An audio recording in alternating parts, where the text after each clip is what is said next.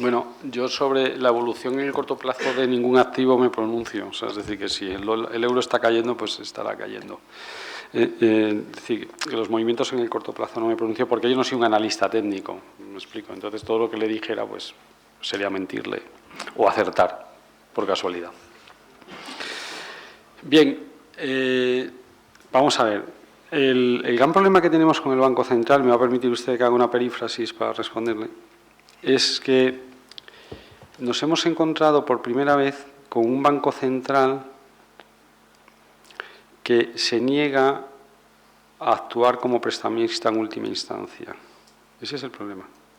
Es decir, vamos a ver, en el sistema bancario que tenemos, ¿no?, cuando un banco tiene sus activos valen más que sus pasivos, pero tiene una retirada importante de pasivos y entonces tiene que liquidar rápidamente los activos, ¿no?, para evitar que esos activos se malvendan, llega el Banco Central y le presta el dinero, le anticipa el dinero. Cuando eso ya no es suficiente, entonces, es decir, ya los activos terminan cayendo por debajo del valor de los depósitos y, por lo tanto, el patrimonio neto del banco es negativo y hay que liquidarlo, entra el Fondo de Garantía de Depósitos. Son los dos mecanismos, básicamente. El Banco Central le pone la liquidez para que usted no tenga que malvender y aguante la racha, y cuando usted ya da lo mismo que malvenda que no, porque sus activos liquidados no darían para pagar, pues entra el Fondo de Garantía de Depósitos.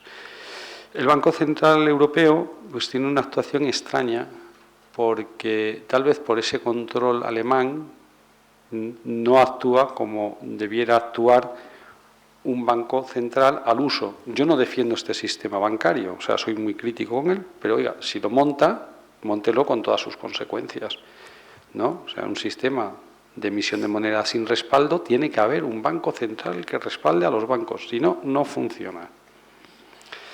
Claro, finalmente yo creo que el Banco Central va a inyectar la liquidez, la va a inyectar.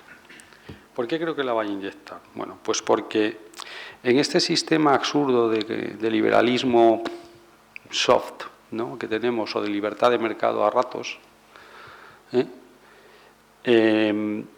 lo que no se va a permitir es que las entidades, algunas entidades o algunos estados, tuvieran que llegar a hacer quitas o pedir quitas a sus acreedores. O dicho de otra manera, la política de la señora Merkel, que puede parecerles a algunos razonable o que es austera, tal cual, pues adolece de una cosa. Y es que, mire usted, si usted aplica mercado de verdad, a veces los acreedores no cobran. Y los acreedores son alemanes. ¿Me explico? O sea, y yo que, por ejemplo, que soy muy partidario de las soluciones de estas de mercado así a lo bruto y tal, sin anestesia, pues oiga, pues a lo mejor tienen que cerrar entidades, que liquidar activos, que no recibir apoyo del Banco Central Europeo, porque eso, no hay cosa más peligrosa que un Banco Central, no lo duden, es un instrumento del diablo. Bueno, lo que tendría que hacer el Banco Central es dejar de meter liquidez, dejar caer a los bancos que tengan que caer, oiga, y si los acreedores no pueden cobrar, que no cobren. Los depósitos, más o menos, estaban garantizados, aunque parecía mentira.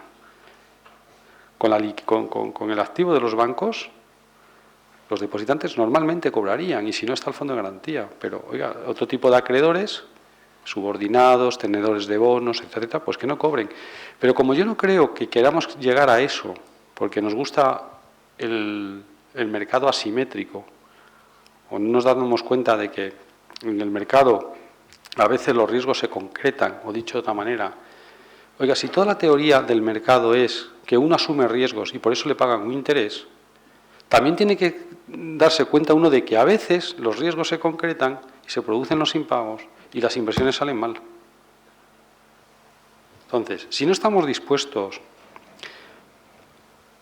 a aplicar el mercado hasta sus últimas consecuencias a los bonistas alemanes, pues entonces finalmente no habrá más solución que el Banco Central afloje la mosca, meta liquidez, y si esas son las expectativas, pues lógicamente el euro se tiene que depreciar. O sea que yo en el largo plazo sí creo en una depreciación del euro, igual que creo en una depreciación del euro respecto del oro y del euro respecto del dólar. Del dólar respecto del oro también. Las monedas las veo, todas las monedas las veo bajistas respecto del oro, ¿no? Y el euro bajista respecto del dólar, ¿no? Yo quería añadir algo, una vez más, comparto con Rubén el hecho de que un economista no debe, y un analista financiero desde mi punto de vista tampoco, decir, usted en función de la enfermedad que le he detectado se va a morir dentro de un mes, 3 días, 2 horas y 2 minutos. Hay muchos economistas que desgraciadamente se lanzan en ese terreno, no son adivinos.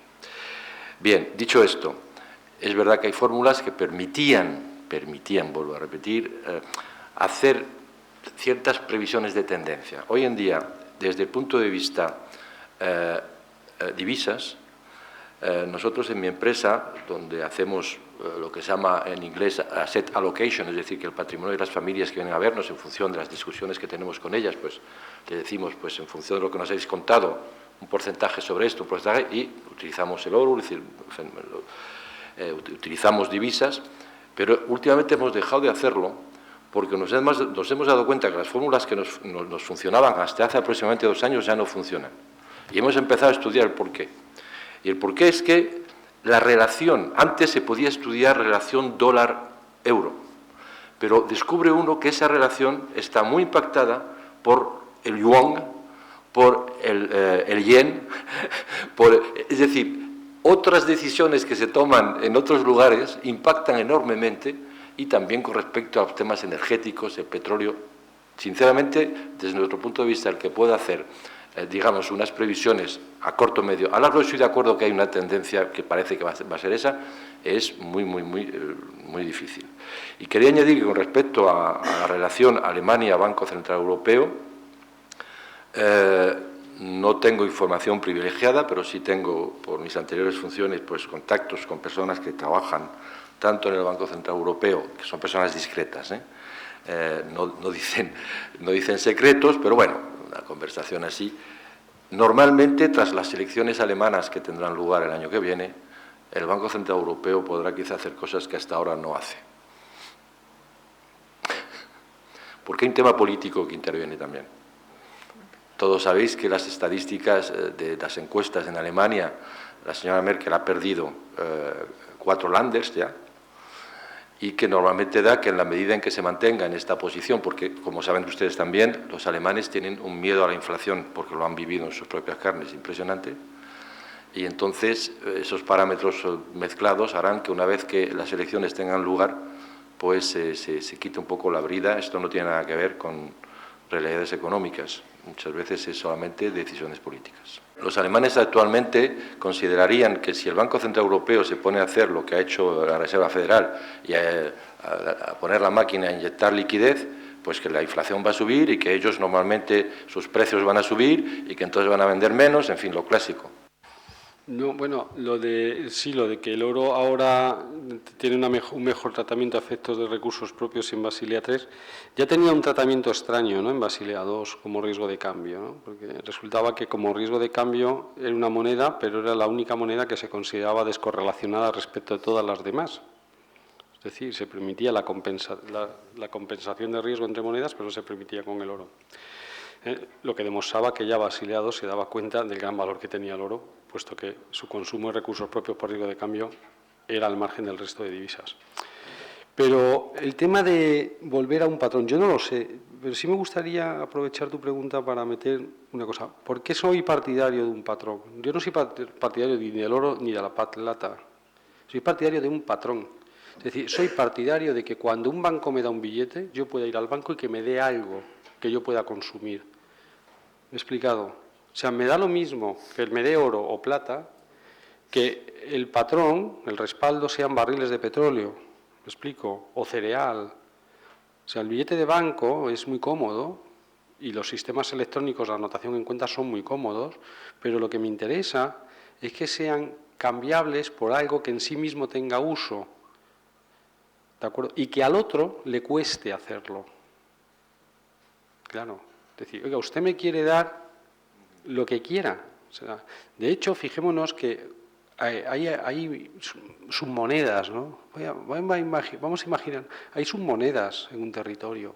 Por ejemplo, el Corte Inglés, que es una institución pues bastante respetada en España. Cuando compras dinero del Corte Inglés, estás comprando algo que sirve de medio de pago. ¿Se ve? Yo podría darlo y la gente me lo aceptaría. ¿Por qué me lo acepta?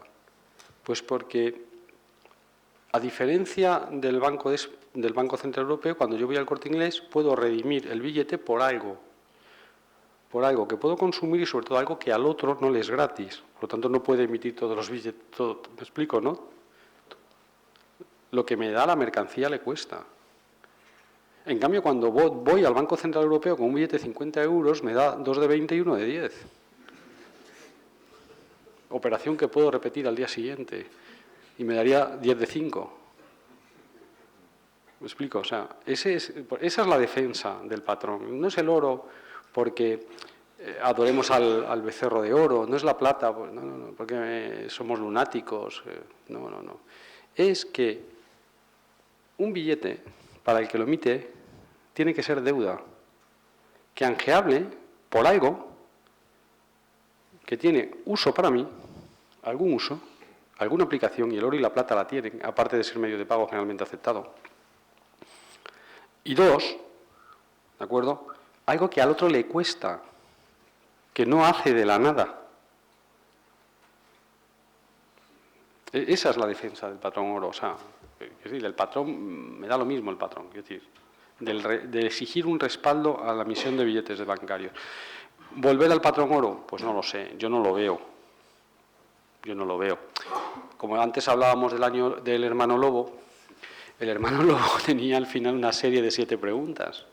No sé, ¿te acuerdas, no, Francisco? 7 preguntas. Tal cual. Y la última pregunta siempre tenía intencionalidad política. Siempre. Entonces la última pregunta es, ¿y para cuándo la democracia? ¿O para cuándo la amnistía? ¿O para cuándo habrá territorios que se puedan autogobernar dentro del Estado? Son preguntas, ¿no? Y decía siempre hermano Lobo, el año que viene. Pues lo mismo, es decir, me puedes hacer esta pregunta todos los años y te responderé como el hermano Lobo. O sea, yo personalmente no veo la vuelta al patrón oro porque los estados no están dispuestos a asumir esa limitación que les supone. Yo comparto y solamente añadir que puede ser que el Basilea III no entre a 100% todo en enero, por un cierto número de circunstancias. Yo, sinceramente, a mí esta pregunta me la hacen muchas veces con respecto al petróleo, lo que representa el petróleo. Y desde hace muchísimo tiempo, hace ya muchos años, estaba yo todavía en Francia, se hablaba de unas fechas en las que el petróleo se va a terminar, el mundo es finito, pero resulta que los años se van alargando un poco más, y no es porque consumamos menos petróleo.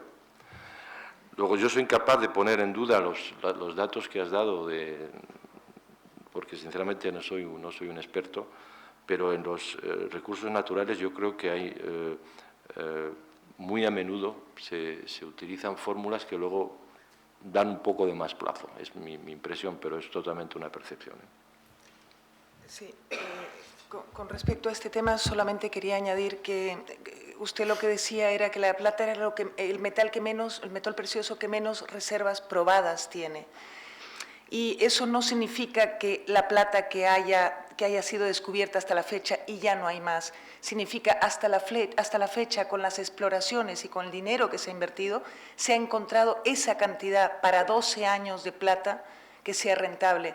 Pero a medida que va pasando el tiempo, a medida que esas minas van sacando otra plata, van invirtiendo también en exploración y se va aumentando también esas reservas. No es exactamente así. Con respecto al tema del oro, también hay un mito de que el oro se está acabando de aquí a 15 años. No, hay reservas probadas, pero significa que cuanto más exploras, luego vas encontrando cada vez más.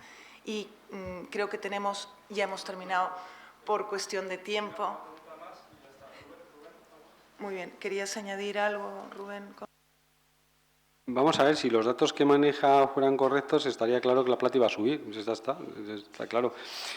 1,53 frente a 1,10 en el coeficiente de extracción, claro, porque una cosa, el coeficiente de extracción es el que nos explica el crecimiento de los dos metales en términos relativos, pero claro, luego está el stock que hay. Claro, debe ser, si cotiza 1,53, que el stock de plata es mucho más abundante. Si ese 1,10 se mantuviera de por vida, pues ya sabemos a cuánto tiende la cotización, a 1,10. Pero claro, el hecho de que las reservas que tengamos ahora mismo, reservas bajo suelo que tengamos localizadas, estén a 5 kilómetros, lógicamente, tanto en cuanto la plata se aprecie respecto del oro, se incentiva a bajar más. De acuerdo, muchas minas que no eran rentables ahora son rentables, porque a las minas las ponen rentabilidad el precio que toman por encima de suelo. Es parecido lo que yo decía del... Perdona, dale. Lo que yo decía con respecto al petróleo, estamos viendo ahora que hay el mar se está convirtiendo en un lugar donde durante mucho tiempo no se pensaba. En algunos sitios, en los países nórdicos sí se hizo, está también el Golfo, pero con la extensión que se está haciendo ahora, donde van a ir, no sé dónde, en medio del Pacífico, el Atlántico, pues en principio yo recuerdo que hace, pues hará una decena de años no se hablaba de eso.